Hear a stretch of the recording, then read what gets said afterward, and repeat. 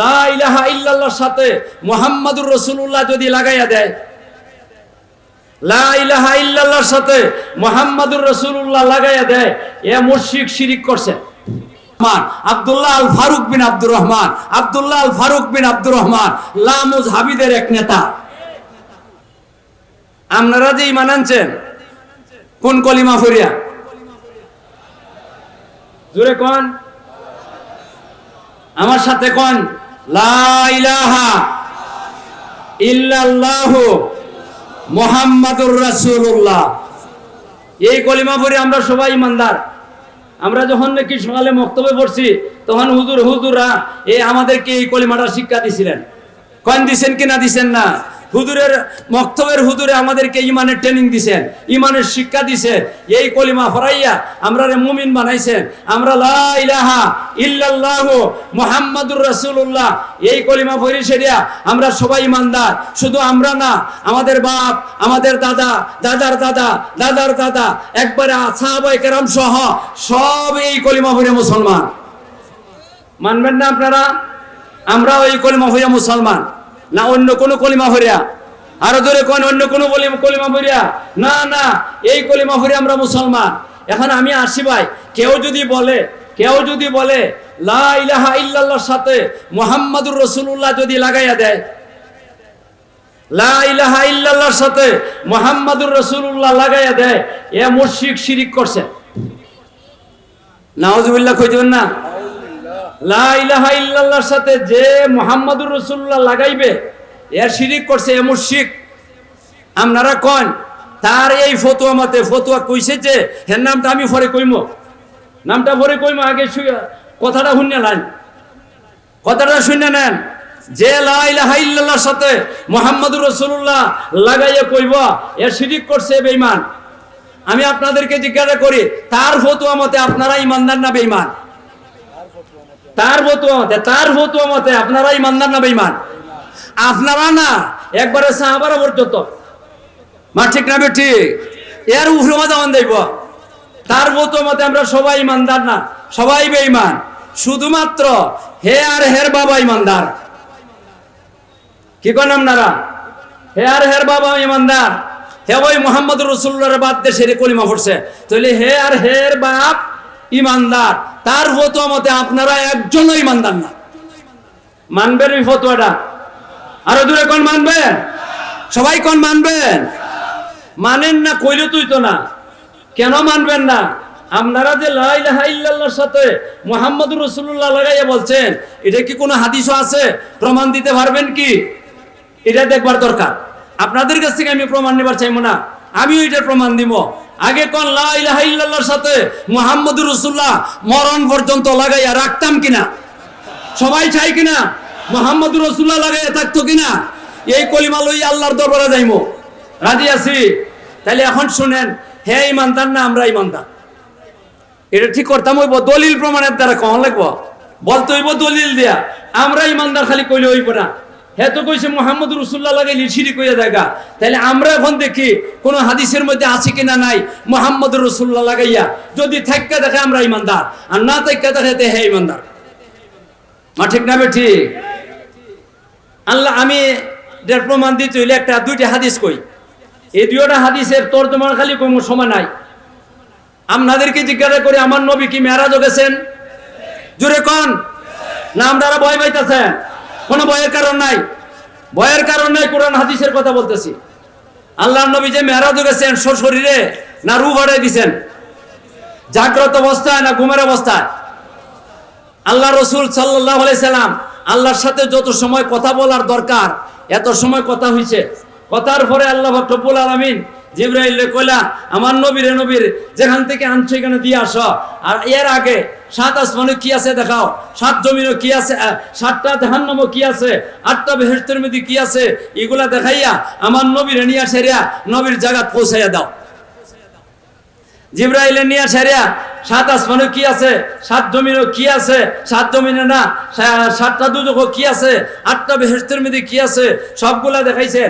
সবগুলা দেখাইয়া যখন নাকি পরের দিন খানায়ে কাবার সামনে গেছেন, মানুষের সামনে এটার বিস্তারিত বর্ণনা দিছেন। সব বিস্তারিত বর্ণনা আমি দিব না, আমি শুধুমাত্র একটা কথাই কইম। আল্লাহ রসুল সাল্লাল্লাহু আলাইহি সাল্লামকে জিবরাইল যখন নাকি এই আল্লাহর বেহেশতের সামনে নিয়ে গেছে, কের সামনে? বেহেশতের সামনে। বেহেশতের সামনে একটা গেট আছে, বিশাল বড়। বিশালের পরিমাণ কত আজ কইতে পারবো না, বিশাল বড়। আপনারা যে বিয়া শাদীর মধ্যে গেট বানান, মনে হয় আল্লাহ ওই জাতের গেট বানাইছেন। আপনারা যে গেট বানান মোটামুটি এখন সুন্দরই আছে, এখন যারা বিয়া শাদী করে এরার গেট এটা মোটামুটি সুন্দর হয়েছে। হাজার হাজার বাতি জ্বালা, এই লম্বা লম্বা 1.5 হাগুটার জলে নিফে মা বলেন না আপনারা, মোটামুটি মানানসই। আর যারা নাকি আমার মতো বুড়ার দল, এই সময় এই বুড়ার দলে যখন নাকি বিয়ে করছিলেন, তখন আপনাদের বিয়ার মধ্যে যে গেইটা ছিল, 2 দিকে 2টা কলা গাছ, মা ঠিক নামে ঠিক, 2 দিকে 2টা কলা গাছ, আর এই যে কেয়া দিয়া একটা জিংলা গিয়া নিশান বানাইয়া গোয়া গাছ কলা গাছের মধ্যে গাইতে রেখে দিছে। এটাই ছিল গেট। আল্লাহ রব্বুল আলামিন বেহেশতের গেটটাই যাতরে বানাইছেন। আরে কন্যা, এটা কল্পনা করে পাইবেন না। আপনারা যে হাজার হাজার বাতি জ্বালাইছেন গেটের মধ্যে, এই 1.5 হাগুটা আল্লাহ রব্বুল আলামিন বেহেশতের গেটের মধ্যে হাজার হাজার বাতি জ্বালাইছেন, হাজার হাজার বাতি জ্বালাইছেন। একটা বাতির দাম দুনিয়া বিক্রি করে হইবে না। কয় এই গেটটা আর আমরা দুনিয়ার গেটটা এক জাত, এক সমান। নবীজি খাড়া হইছেন গেটের সামনে, সামনে ঢুকতেছেন না, না ঢুকে বেহেশতের গেটের মধ্যে অনেক কিছু লেখা। এই লেখাগুলা নবীজি দেখতেছেন, এই লেখাগুলা দেখতেছেন, নবীজি পড়তেছেন। নবীজি অনেক সময় পড়তে পারতেন, অনেক সময় লিখতেও পারতেন, যদিও নবী উম্মি। এটা নবীর মর্যাদা, এটা নবীর মর্যাদা। হুদাইবিয়ার সন্ধির সময় নবীজি নিজে লেখছেন, কাটতে সেরে নিজে নবী লেখছেন। এই দিকে আমরা যাইতাছি না, কাজেই নবীজি লেখবার যোগ্যতা আছে মর্যাদা হিসাবে, পড়বার যোগ্যতা আছে মর্যাদা হিসাবে। নবীজি পড়ছেন এই বড় অক্ষর দিয়া, এই বড় বড় অক্ষর দিয়া। অক্ষরগুলা কাঠের না, ফিতে খেন না, লোহার না, পিতলের না, তামার না, স্বর্ণের অক্ষর। তা আপনারা কইবেন যে স্বর্ণের অক্ষর, আল্লাহ এত স্বর্ণ ভাইতা কই? আল্লাহ তো গরিব।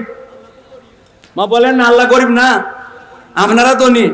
ইন্নাল্লাহা ফকিরুন ওয়া আনতুমুল আগনিয়া, এটা কইছেন আল্লাহ না? আল্লাহ কইছেন ওয়া আনতুমুল ইন্নাল্লাহা গনিয়ুন ওয়া আনতুমুল ফুকারা, আমি আল্লাহ ধনী, তোমরা ফকিরের দল।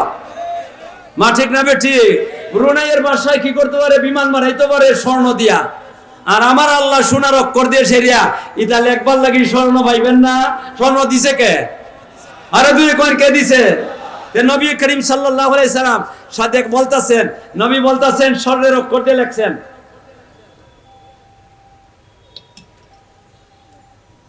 কতগুলো অনেকগুলা বাক্য, সবগুলা বাক্যই নবীজি বয়ান করছেন। আমি সবটা কইব না, একটা কইব। একদম উপরে যে বাক্যটা, এই বাক্যটা আগে ঠিক করেন, লেখছেন কে? আরো দূরে কোন? এটাই আমার ব্যাপার। লেখছেন কে? ঠিক করো। কে লেখছেন বলেন? আল্লাহ লেখছেন। ঠিক না? ঠিক মানেন তো আপনারা? আল্লাহ লেখছেন। সবাই মানেন? সবাই মানেন? দেখান, আল্লাহরে দেখান। আমরা সবাই মানি, সবাই মানি। 8 আল্লাহ লেখছেন। এখন কি লেখছেন আমি পড়ি। লা ইলাহা ইল্লাল্লাহু মুহাম্মাদুর রাসূলুল্লাহ। একবারে উপরের বাক্যটা কি লেখছেন? লা ইলাহা ইল্লাল্লাহু মুহাম্মাদুর রাসূলুল্লাহ। এই বাক্যটা আল্লাহ লেখছেন। আল্লাহ লেখছেন গেটের মধ্যে। ওই যে মুফতি, যেই মুফতি বলছিল লা ইলাহা ইল্লাল্লাহর সাথে মুহাম্মাদুর রাসূলুল্লাহ লাগাইলে শিরিক হয়ে যাইবে, এখন কোন গেটের মধ্যে লা ইলাহা ইল্লাল্লাহর সাথে মুহাম্মাদুর রাসূলুল্লাহ সহ লাগাইলে আসেনি? আরো দূরে কোন আছে কিনা? কে লাগাইছেন? আরো দূরে কোন কে লাগাইছেন? কে লাগাইছেন? আল্লাহ লাগাইছেন।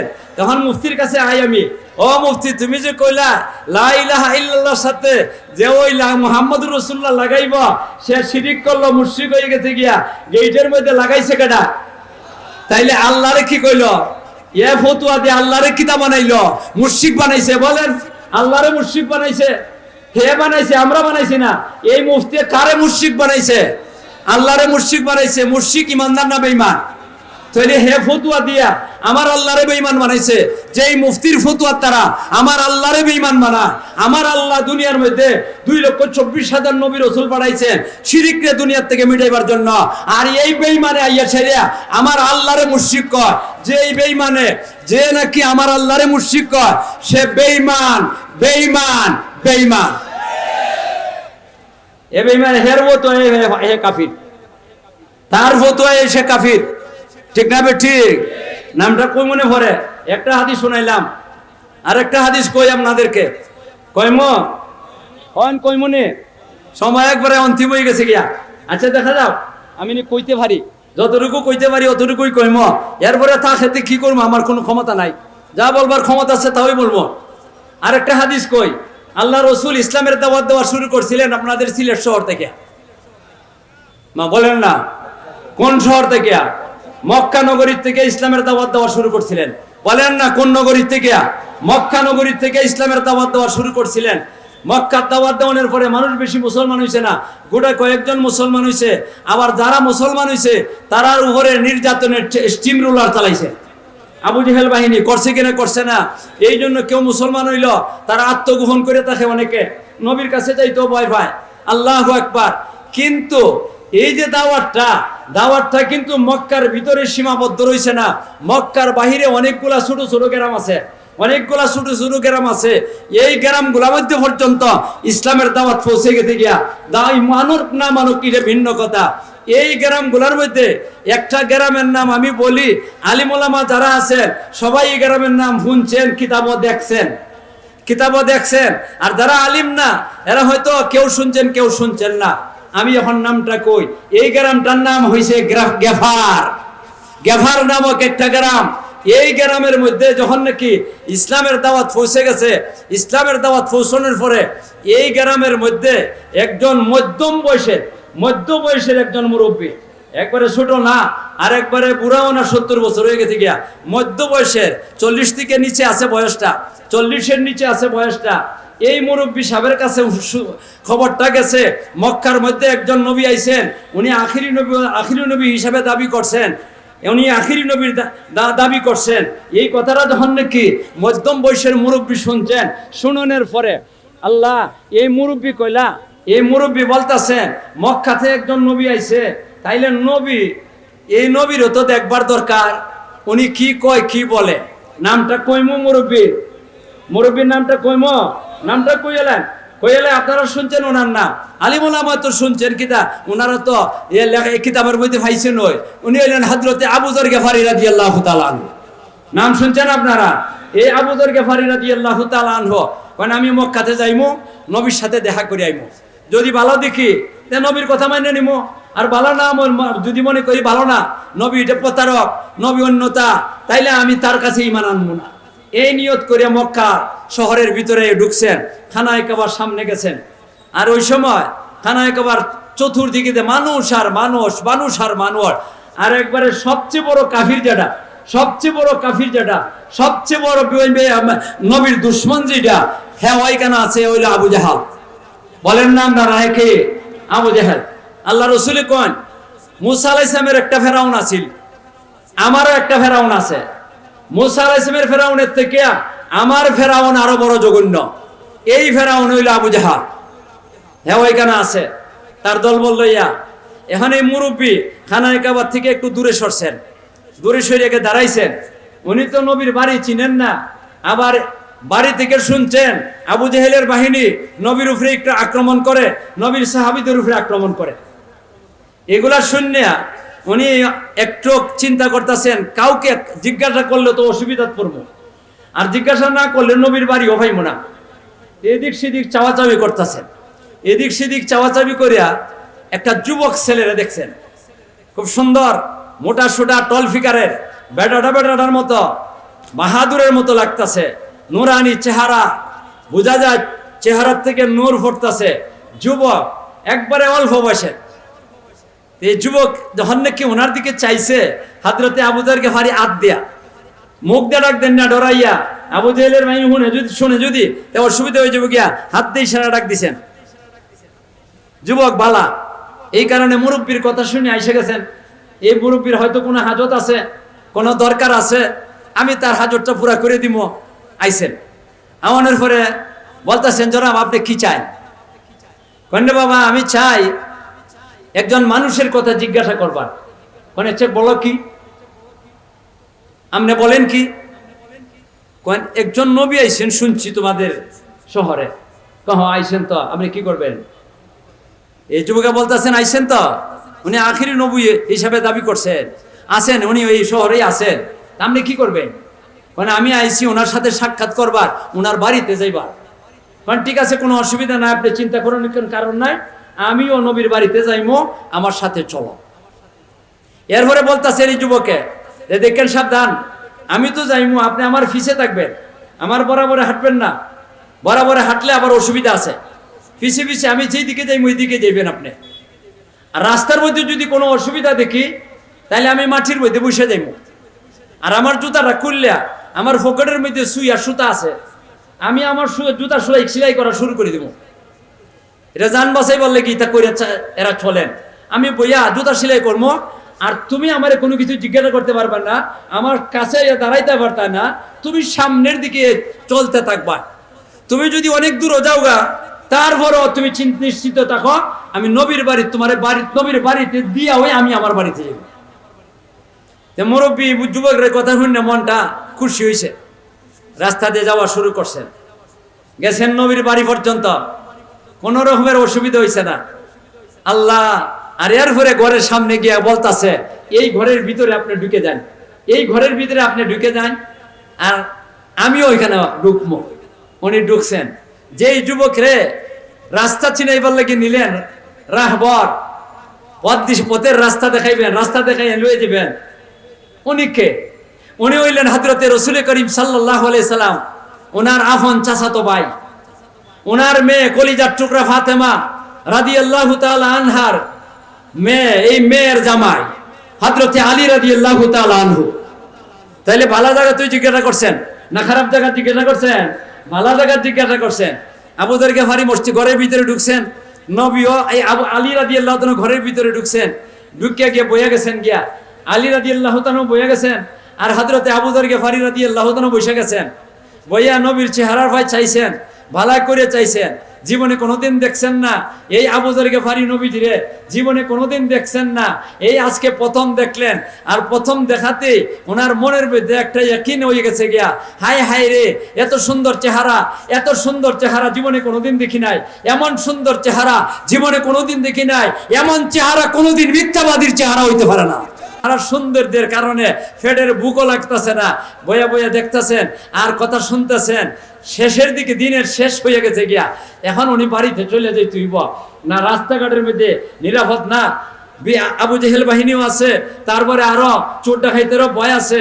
এই জন্য উনি মনে মনে চিন্তা করছেন, আমি তো আইসি একটা জিনিস জানবার লাগি, আমি তো এই জিনিসটা এখনো পাইলাম না নবীর কাছ থেকে, আমার তো যাওয়ানোর দরকার। এই জন্য দাঁড়াইছে। দাঁড়ায় নবীজিরে বলতেছেন, অগনবীজি, অগনবীজি, আমি একটা জিনিস জানবার চাই, দয়া করে যদি আপনি অনুমতি দেন তাইলে আমি কথাটা বলবো। কারণ নবীর কাছে অনুমতির দরকার আছে না না? আরে বলেন না আপনারা, নবীর কাছে অনুমতি চাওয়ার দরকার আছে কিনা না? ও মা আল্লাহ, আমরা যে জাত মাটির তৈরি, জাতের মাটির তৈরি, সব হয় এমপি সাহেব হইছে, মন্ত্রী সাহেব হইছে, হেরার কাছে কথা কইতে হইলে অনুমতি চাওয়া লাগে। আর আমার নবী আল্লাহু আকবার, সমস্ত মখলুকের সর্দার, সমস্ত মখলুকের সর্দার আমার নবী। আর এই নবীর কাছে কথা কইতে অনুমতি লাগবে, কয়েন লাগবে কিনা লাগবে না? নবীজির কাছে বলতেছেন, হুজুর আমাকে অনুমতি দিলে আমি কথাটা বলি। আল্লাহ রসুল বলতেছেন, আল্লাহ রসুল বলতেছেন, বলো। হযরতে আবু যর গফারি রাদিয়াল্লাহু তাআলা বলতেছেন, হযরতে আবু যর গফারি, আপনারা এদিক সেদিক চাওয়াচাওয়ি করেন না, আমার বাচ্চাদের কথা বুঝবেন না। আবু যর গফারি রাদিয়াল্লাহু বলতেছেন, ওগো নবীজি, আপনি তো আখিরি নবীর দাবি করছেন, আপনি তো আখিরি নবীর দাবি করছেন, আপনি যদি আখিরি নবীর দাবি করে থাকেন তাহলে আপনি লোকদেরকে কিসের দাওয়াত দেন? এখানে হইল আমার কথা, লোকদেরকে কিসের দাওয়াত দেন?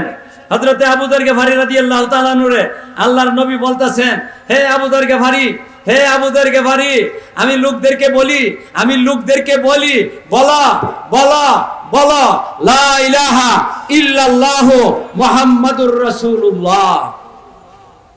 কেডা কইছেন এই কথাটা? কে কইছেন? কে? নবীজি।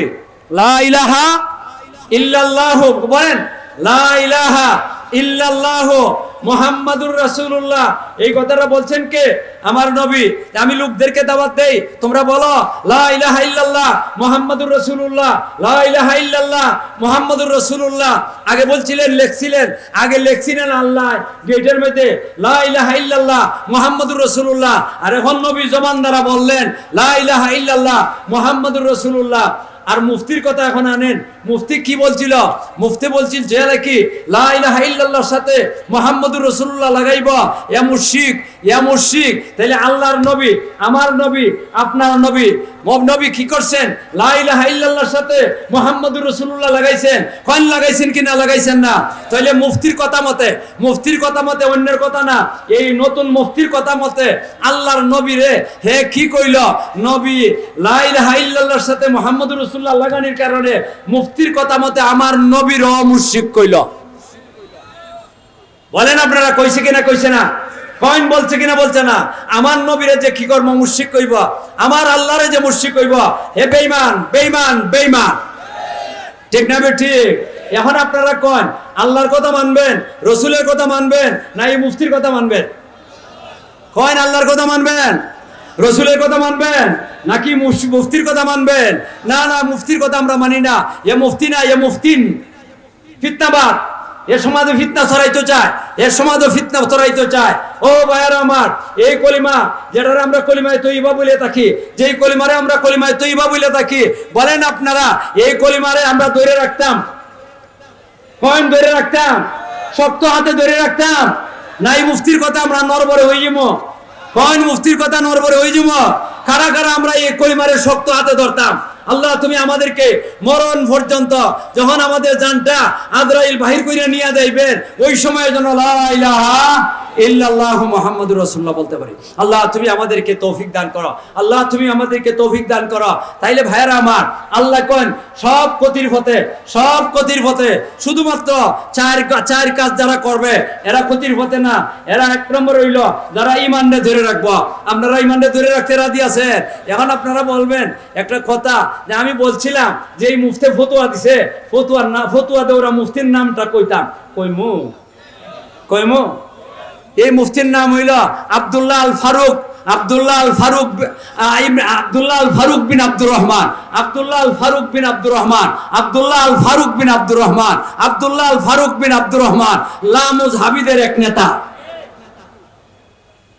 ওহন আপনারা কোন এরারে যার কলিমা ঠিক নাই, এরারে আমরা মান্য চলবো। যাদের কলিমা ঠিক নাই এদেরকে মানতে পারি না আমরা। আগে কলিমা ঠিক করে আসো তোমরা, নমাজ রোজা পড়ে, নমাজ রোজা হওয়া পরে আত্মি খানা এমনি তুলমো, বারবার তুলমো না কিতা করবো, বুকের মধ্যে হাত বানবো না বানবো, ইটা তোন পিছন দিকে ফেলাইয়া আগে কলিমা ঠিক করেন, আগে কলিমা ঠিক করেন, কলিমা ঠিক করে আসো। কলিমা যার ঠিক নাই, যার ইমান ঠিক নাই, যার কলিমা ঠিক নাই তার ইমান ঠিক নাই, যার ইমান ঠিক নাই এ খাসারার মধ্যে, ক্ষতিগ্রস্তের মধ্যে। আল্লাহ কোন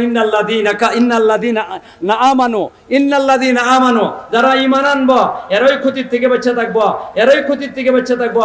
ভাইয়েরা আমার, আপনারা ঈমান ঠিক রেখে চলবার রাজি আছেন?